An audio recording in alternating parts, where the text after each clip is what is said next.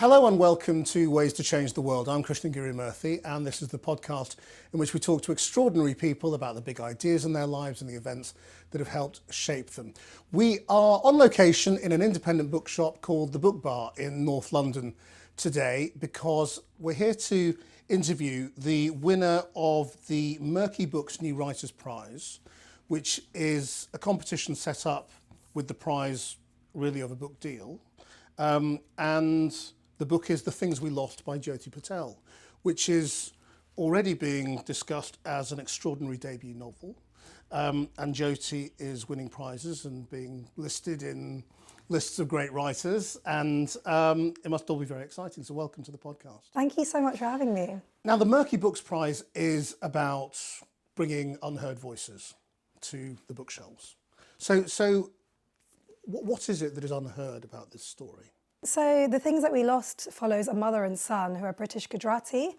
And growing up, I used to read all the time. I studied English at school, at university and at school for A-levels. And I was never really able to pick up books that had characters who looked or sounded like me. The books that I did discover from writers from the diaspora were later in my life when I was in my mid-20s.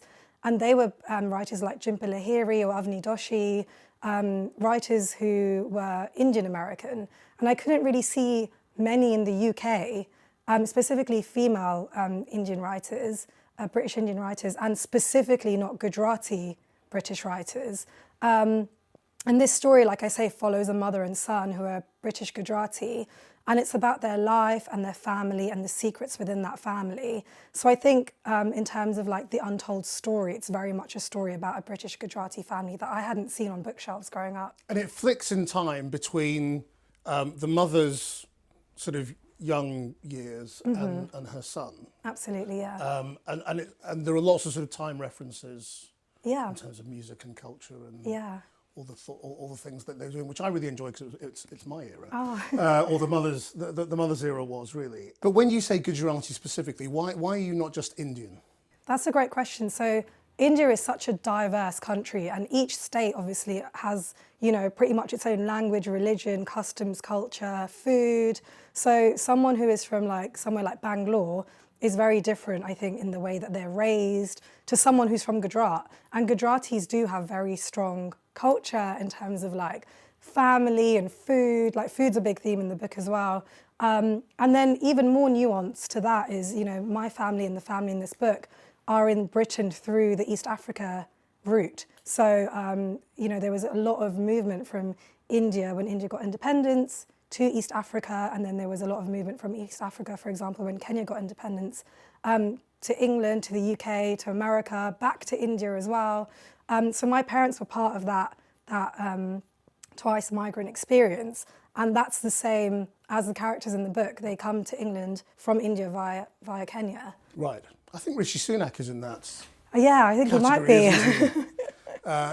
Who's got family who came. I think there are some other politicians too. Via Africa, yeah. No, of course.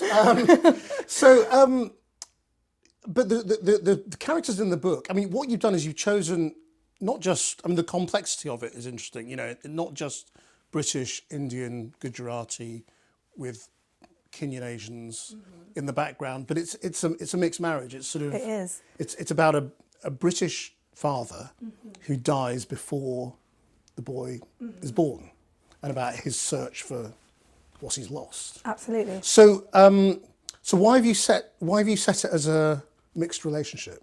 Because you've then introduced a load of British culture as well. I do, and I think there's lots of reasons why I wanted to do that, because so much of this book is about identity and about balancing, a lot of my generation who are British Indian, balancing the Indian parts of us and the British parts of us.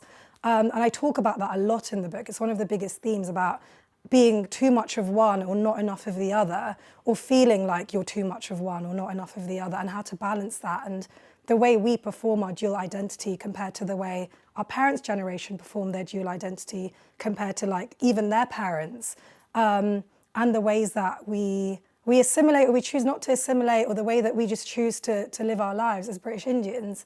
And specifically, just talking a little bit more about that, a lot of the book is also about male mental health. And I think one of the things that's really difficult for straight white men historically in Britain to do is talk about their mental health. And then we've got Nick, who's the son in the book, who when we meet him, he's 18. He's both British, and his dad was white British, and then his mother is Gujarati. Now, in Gujarati, we don't have words for anxiety, depression, panic attacks, mental health. It just doesn't exist. We're not allowed to have those experiences. There's no words for them. And in the book, I never use those words, even though I'm describing Nick going through those things. And I wanted to look at what happens when you have someone who is raised with the stiff upper lip British heritage of not talking about mental health, and then also who's raised with the Gujarati element of literally not even having the words to describe mental health conditions. What happens when you get someone who is literally a product of those two things coming together, who's struggling with his mental health? Yeah, I mean, also when he's in his voice, he at one point says, "I'm Gujarati," which is also an interesting choice for somebody who is half British and half Absolutely. Gujarati. Do you think people in that situation would say that? I think every person who's mixed race or has got, different heritages performs that in different ways. But for Nick specifically in this, he's raised by a Gujarati mother because his father's died. He's raised in Harrow. All of his friends are very, from different backgrounds, very multicultural place, very near to where I grew up. And for him, he feels a great connection to his version of being Gujarati. And I say in the book, he's Gujarati in the only way that he knows, in the stories his grandfather recited to him from the Mahabharata, in his addiction to jalebi and rasmalai. In those small ways, he feels like he's Gujarati. But even then, he's not Gujarati in the same ways, for example, that his cousin sisters are, who are raised in a very Gujarati family. I'm constantly looking in the book at this idea of like how Gujarati is one, how British is one. And the answer is you can be as much or as little of anything as you want. And in the book, you also don't, as we won't now, explain what the Mahabharata is or what a jalebi or a rasmalai is. Yeah. So why have you not done a glossary of terms? So that was really important to me. I was really struck when I did a master's at the University of East Anglia in creative writing. And one of the modules that I did with a great tutor who's called Tom Benn, he gave us a book called Tale of the Bluebird by Nia Wickway Parks. It's a beautiful story set in Ghana, and the writer includes words in tree and doesn't choose to translate them, doesn't choose to italicize them. And it really changed the way I approach writing my novel, because I thought, oh wow, all the books I read growing up that had another language, the words in the other language, apart from English, were always italicized, they were always translated, there was always a glossary, there was always this pandering to like the Western canon and the white British reader of like, you won't understand this, so I'm going to hold your hand. And I thought, well, for these characters and for me and the people I grew up with, Gujarati and English hold equal weight in our minds, and they're just as valid and as important as languages as each other. So I made a decision to include, lots of Gujarati food, Gujarati phrases. The book is just peppered and speckled throughout with Gujarati. And it was a very important decision for me to make, and I really stuck by it, that I didn't want to translate the Gujarati, didn't want to provide a glossary, because I wanted Gujarati to be able to exist in a book and on a British bookshelf with the same power and weight as the English language. And is that the difference with the Merky imprint? Absolutely. That you didn't have an editor saying, well, you're going to have to explain to people what that is. Absolutely. It was a conversation we had, and I said, this is why it's important to me. And straight away, Merky were on board and said, yeah, let's do it. And I think, it's something that definitely makes the book, you could argue, less commercial, less sellable. But I didn't write this book for it to be hugely sellable or hugely commercial. I wrote it because it was a story that I really felt needed to be told.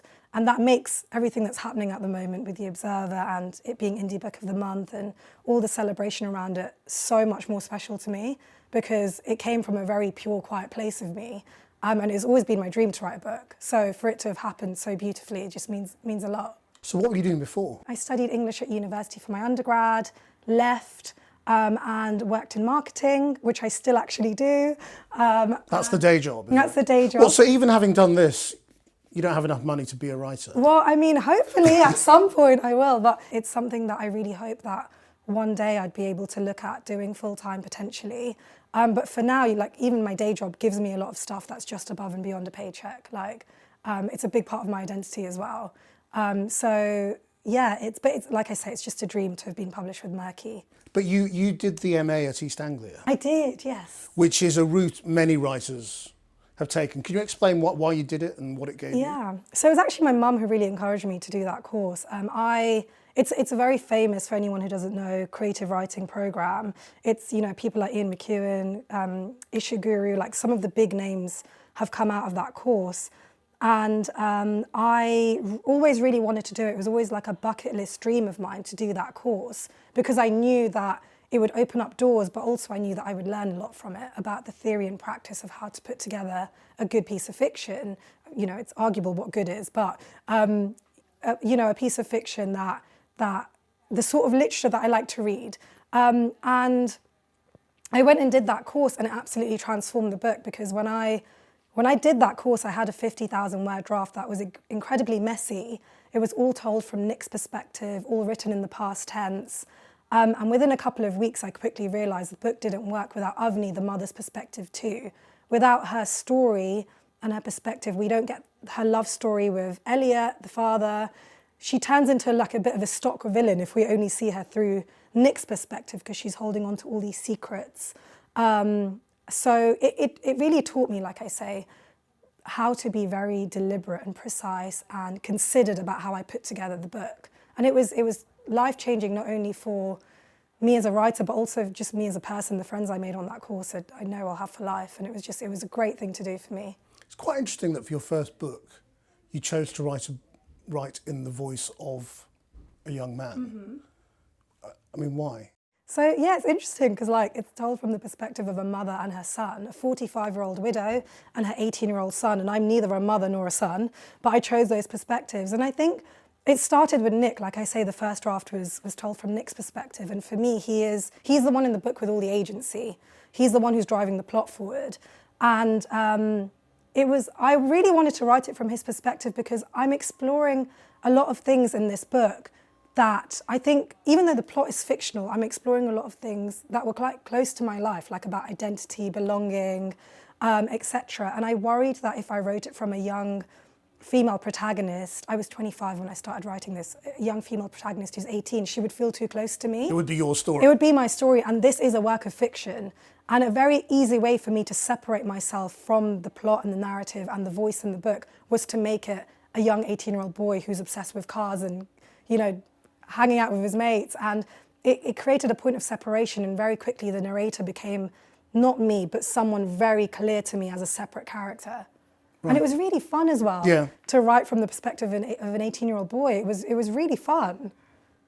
So in terms of your own identity and the things you've wrestled with, well, just talk me through it. I mean, when did this become a thing? Because you weren't even born in this country, you were born in France. Yeah, it's true. So I talk a little bit about my family's history, I think, in order to understand a little bit more about my history. So my parents and grandparents were born and raised in Kenya, came to London, like the grandparents in this book, in sort of the late 60s, early 70s, as part of the mass immigration to England after Kenya's independence.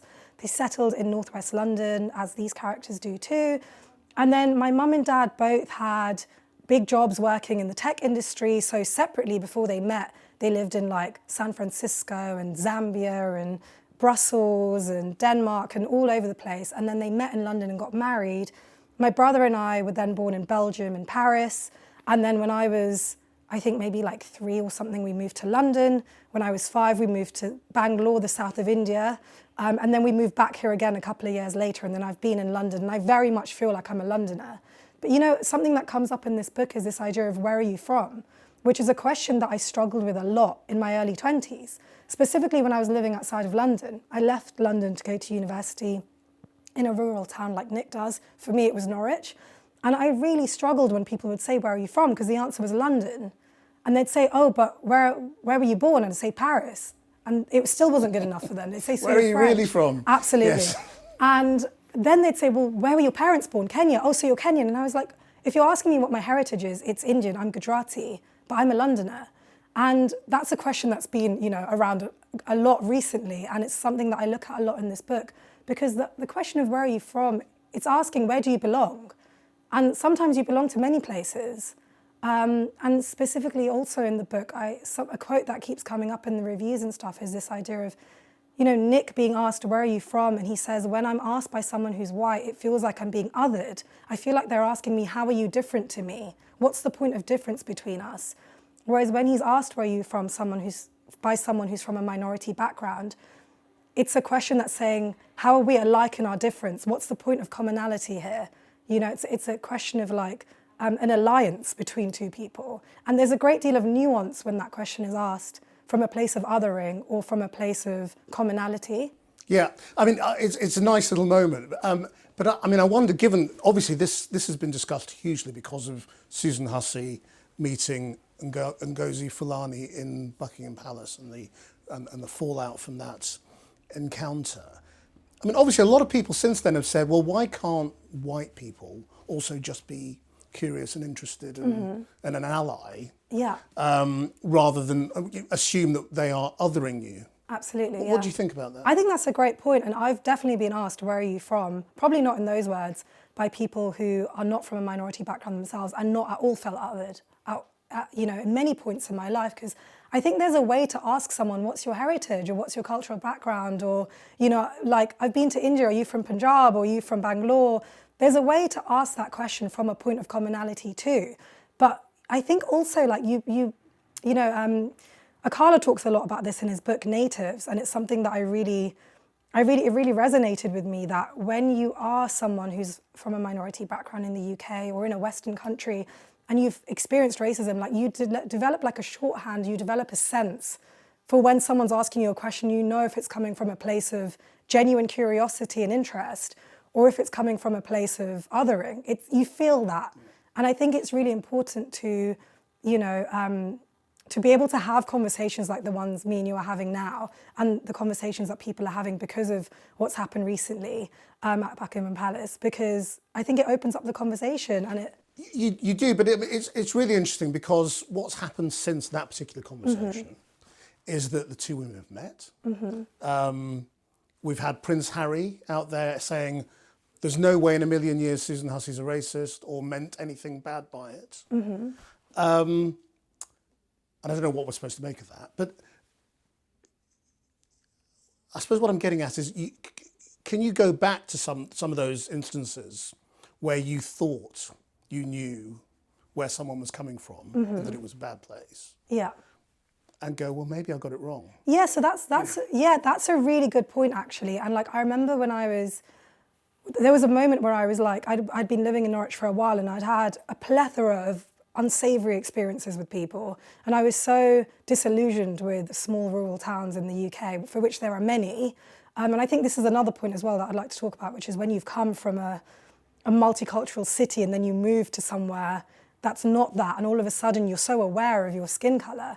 But yeah, there was a moment, I remember when I was in Norwich, where I just had so many experiences and I was so tired of talking about my brownness and about the fact that I'm Indian, because it's a big part of me, but it's not all of me. But it seemed to be all of me to a lot of people who I was talking to at the time. And there was a man, I remember, I was getting lunch somewhere and he was sort of looking at me quite intensely. And he was an older white man, and I was like, oh God, not this again. And I just sort of gave him the dirtiest look I could and just looked away. And then a few minutes later, he was standing next to me in the queue, and it was actually, I think we were waiting to get some Indian food. And he said something like, oh yeah, when I lived in Gujarat, I used to love eating, pani puri. And I was like, oh, he was just like probably being like, oh my God, someone that I recognize because I've lived in India for so long and there's an Indian person here. But the point I'm trying to make is that I think it's important to be aware. Whether you're a brown person, a black person, a white person, no matter where you're from, I think it's important to be aware of how you come across and the language that you're using. I think it's not too much to ask. Yeah, but what would you say to people then who are worried? I mean, after that Susan Hussey controversy broke, I remember, being at football watching my son, and one of the parents, we were having a conversation about something else in which he almost asked me, where are you from? Yeah. And then stopped himself and went, oh God, I was about to ask you where are you from, obviously, Yeah. And we laughed about it. But, there are a lot of people out there who are going, oh, you can't say anything. Yeah. I can't ask anything, I can't have a conversation, and I'm scared. So what's the answer to that? I think that's a cop-out. I think that's the easy route out. I think what the person did in that scenario is perfect. To be aware that you're about to ask something, be like, oh, sorry, like I was about to ask you this. Isn't that funny? Like, is that okay? To just be aware, to pop out of yourself and to look at the situation and be like, I'm really interested in like, you know, in your background, or like, I'd be interested to know like what your cultural heritage is, or, you know, have you always lived in London? You know, there are so many ways to ask that question in a conversational, kind, open way, as opposed to the confrontation of where are you from? Because I think the issue is that a lot of people don't know where they belong. This book is about belonging, and that's why I struggled with that question, because I didn't know where I belonged. Did I belong in Paris? My parents will always say, when they're asked, where are you from? Kenya. And I'm like, really? Like, and I say London because it's where I have the most affinity. So I think just being aware of it is already 99% of the job done. When you talk about racism and racist incidents, it kind of feels a bit historic. You know, as something that sort of happened in the past. Is that because you haven't really experienced blunt racism? No. Or have you? I definitely have, and outside of London more so. And I think something I look at in the book is, so obviously we flip between Avni and Nick. Avni's the mother, Nick's the son. Told between Avni growing up in the 70s and 80s in London and Nick growing up in 2017. Now I chose 2017 because it was that small pocket of time in between the Brexit vote, the referendum, and the long and turbulent journey of actually getting to it. But I noticed living outside of London at that time, there was a huge change in the way people of colour were being treated, and I felt as a brown person living in rural England, I felt a big shift in the way people were talking about race. They almost felt, in a way, like there was a validation of racism in a quiet way because of everything that was going on. In Norwich? 100%. Can you give me an example of that? So I would be having dinners with people that I would consider friends, and all of a sudden they would be voicing opinions that I would never have expected from them. And they would say, oh, but you don't count because, you know, you're one of us. And I was like, well, would you say the same about like my grandmother who wears a sari and doesn't speak English, who lives in Greenford? Is she one of us? Because she's one of me, you know? And there were lots of these instances, and there was a lot of microaggression as well that came up. And in the book, like I say, I chose to set it in 2017 because of what I felt being a person of colour in Britain at that time. And I chose to juxtapose that and contrast it with Avni growing up in the 80s when there was a lot of open racism. There was the NF writing horrible things on people's front doors, and it was a very difficult time. And that's when my parents came to the UK and had been here for about a decade at that point. And I wanted to say, have we moved on? Are the microaggressions that Nick faces and that I faced in 2017, in a way, are they worse than the overt racism? Because you gaslight yourself and you say, oh, maybe they didn't mean that, or maybe I'm overreacting. And I wanted to show the way that those microaggressions can eventually, what they can lead to, which is what I show in this book, when people don't take them seriously. So yeah, I wanted to explore whether we've moved on, basically, from where we were in the 80s. And what do you think? I think that we went backwards after Brexit, but I think everything that's happened in the last few years, obviously BLM was very much about Black people, and I think it was problematic that lots of Asian communities were using that for themselves, because what we've gone through is nothing compared to what Black people in the UK have been through and in the West have been through. But I think that also did a lot for Asians in the UK, and I think it opened up a lot of conversations about racism in general. Specifically, something I look at in the book as well is anti-Blackness in the South Asian community. I look at colorism. I look at all of these things. I wanted to hold up a mirror to the Gujarati community and not romanticize or glorify them, but to say, we've struggled, but we also inflict struggle upon others. Have you heard anti-Black racism? Absolutely. Amongst Gujaratis? Absolutely, and it's something that I talk about in the book when, Nick in the book is on and off dating Layla, who's half Jamaican, she's half Irish, and his uncle, has a problem with that. And, Nick's cousin Rajvi is dating Ade, who's Black, and his uncle has a problem with that. And I wanted to look at that. I didn't want to shy away from that. I wanted, Gujaratis to pick up this book, to feel uncomfortable reading that. Where do you think that comes from, given especially some of that community lived in Africa? Yeah, I think a lot of it has roots in casteism, and a lot of it has roots in, the fact that, the Indians weren't treated very well by the British, but then the way the Indians treated the Kenyans leaves much, much to be desired. And I think that complexity is really interesting, the way, I think people always think it's white people being racist to minorities, but absolutely not. There's a lot of racism that exists within minority groups against other minorities. I don't know about you, but I thought one of the most amusing moments in the Harry interview was where he talked about mixed relationships. And he said, anybody in a mixed relationship, the white side of the family, will have had the conversation about the colour of the child. And I was watching that thinking, it's not just the white side. Yeah. Absolutely. It's true. It is true. And like, this is the thing that, I wanted to represent the Gujarati community, but I do it in a way that, this is contemporary realism, and I do it in a way that feels real to me and that just reflects society as it is, the good, the bad and the ugly. Now, in the book, Nick overhears a conversation between his mother and her brother. Yes. About the uselessness of him studying humanities. Yes. And he should go off and do something useful. Absolutely. And one detects that that's a little bit personal for you. It absolutely is. Yeah. I mean, it's an Asian cliche, isn't it? It's an Asian cliche, and I'm so sad that it exists, but it still does. I think it's changing now, but particularly for me, my parents came to the UK very much to they were very middle class in Kenya, and they came to the UK and they were working class, and they lived, my grandparents took jobs in factories. They'd been working for the British in Kenya, and they had to start again. And I think they did incredibly well, and I'm so proud to come from the family I come from, and I'm really grateful to my parents for everything they've given me. But they were doing their best, and they were saying to me, why would you I was a straight A student, and they said, you could go and study anything you want, you could come out of uni with a massive paycheck, like, why wouldn't you want to do that? And I had to explain to them that this is my dream and that it's something that I really want to do, but I was also aware that to have that dream is a privilege. To study a humanity at university is a privilege that often people who have come here for a better life have not had historically. And for Nick, at the end of the book, he sees that his uncle saying to him, like, why would you want to do that? It's coming from a place of care. Even though it's misplaced, it's coming from a place of care. And I was really aware when I was younger that my parents were saying to me, go and do something that's going to give you good prospects in life. Like, they didn't know anyone who'd studied English or humanities. I was the first in my family to do that. So they thought you were wasting your life then? I don't know if they thought I was wasting my life. I don't think they'd like that. I think potentially that might have been what they were thinking. I definitely think there was a moment where I felt very much like I'd been written off, not in a way of like, I felt definitely like they saw me, or people around them specifically saw me as someone who had so much potential and who'd gone and off to some rural town to study English. They didn't know the University of East Anglia. And was it accepted at all because you were a girl?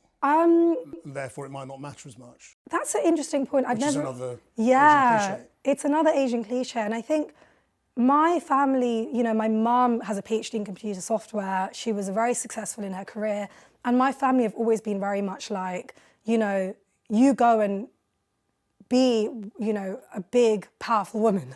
So I was really lucky in that way that I didn't have that aspect of it. But I definitely did feel like there was a lot of confusion and probably a bit of disappointment and a little bit of a lack of understanding, especially the University of East Anglia. They never heard about it. They didn't realise it was such a big thing to get into that uni. But it was my English teacher at school. My mum went to my English teacher, who was an incredible English teacher, Mr. Wills, on Parents' Evening and said to him, is she strong enough to do this? And he said, she absolutely is. She's got a future as a writer, let her do it. And straight away, my mum was on board. And then she did the work to get everyone else on board, like her, the rest of her family. So doing English at university was because you had decided you wanted to be a writer? Absolutely. Which is quite unusual. It is quite unusual. But I always wanted to be an author. I always wanted to tell stories. Yeah. When did you decide you wanted to be an author? Oh, I wish there was like a really beautiful moment that I could tell you, but I think it was an accumulation of many moments and many books. I remember reading Sylvia Plath's The Bell Jar, and there's a gorgeous line in there about how she says, she sees no difference in, I'm going to butcher it, but she sees no difference in how writing poetry that people can relate to and writing words that can heal people is any different from being a doctor who can physically heal people. And I was so taken by that when I was, 13, 14, because I knew that I'd seen so much beauty and community and the feeling that you get from family in the books that I was reading.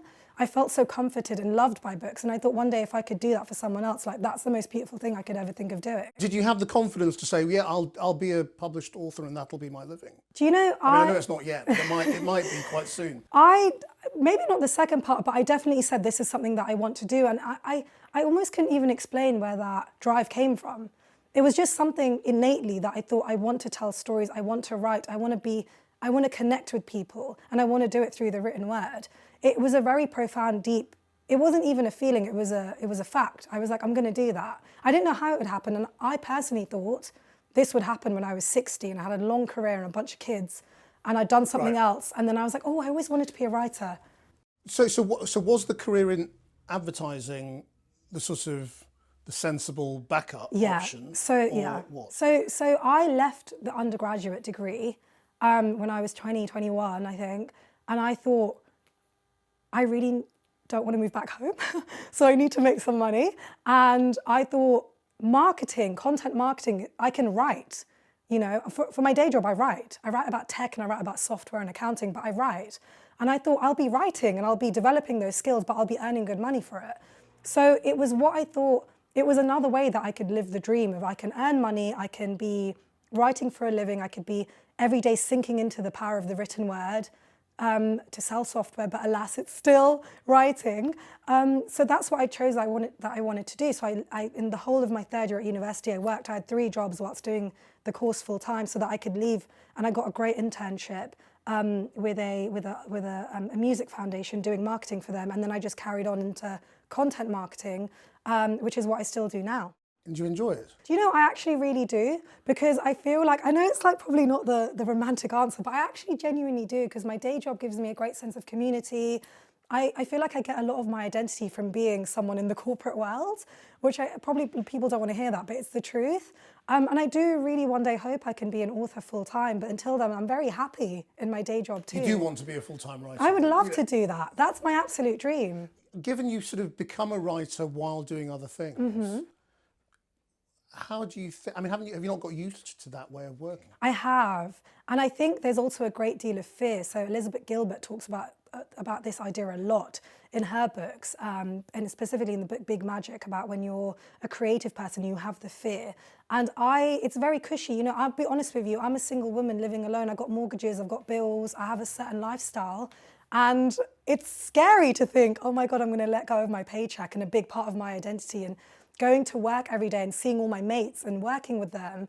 And it's scary to do that. And, you know, writing is such a lonely thing. It's you and the page. You're basically hallucinating and then putting squiggles on a piece of paper, and then someone else reads those squiggles and then hallucinates with you. Like the concept when you step out of it is ridiculous.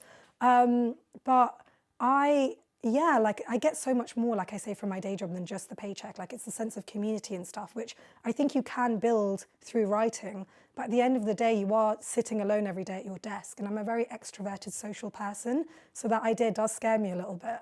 So but you wouldn't therefore consider just carrying on? You know, is having a job a drag on being a writer? I don't think it is. I think it helps. So why not just carry on forever? I think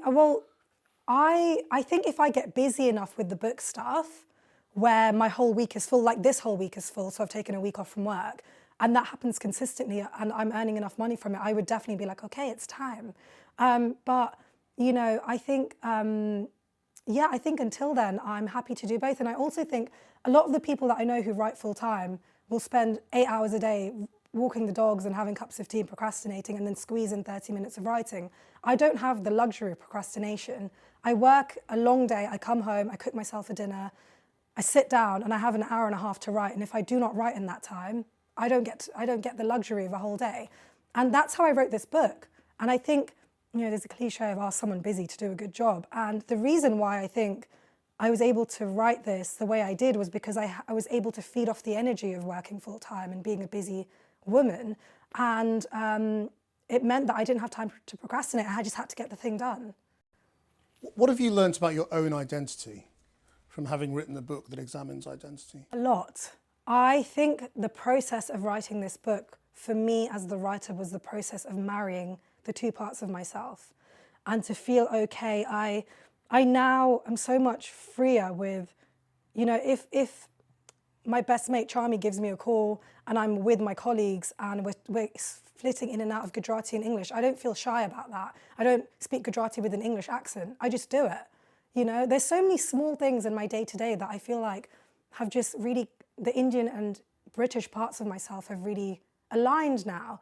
And I think part of that is just growing up. You know, I was writing this book, I started writing it in the summer of 2018. It's been almost, 4.5 years and 5 years until it's on shelves. But I started writing it when I was, you know, in my mid-20s. I'm now 30. That part of one's life is so transformative.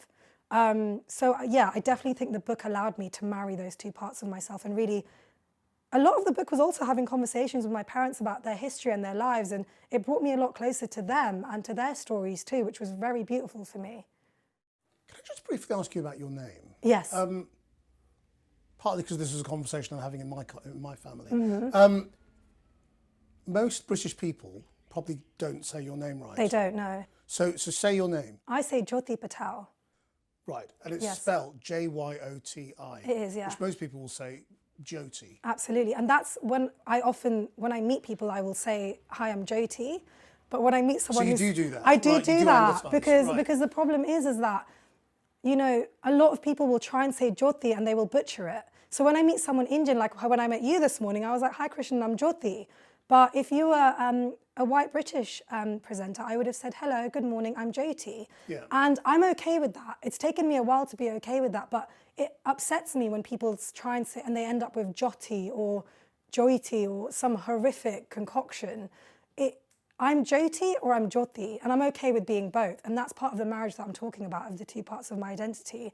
I'm not okay with being Jyoti or Jyoti or some butchering of the beautiful Sanskrit word Jyoti, but I'm okay with being Jyoti if that's easier, you know?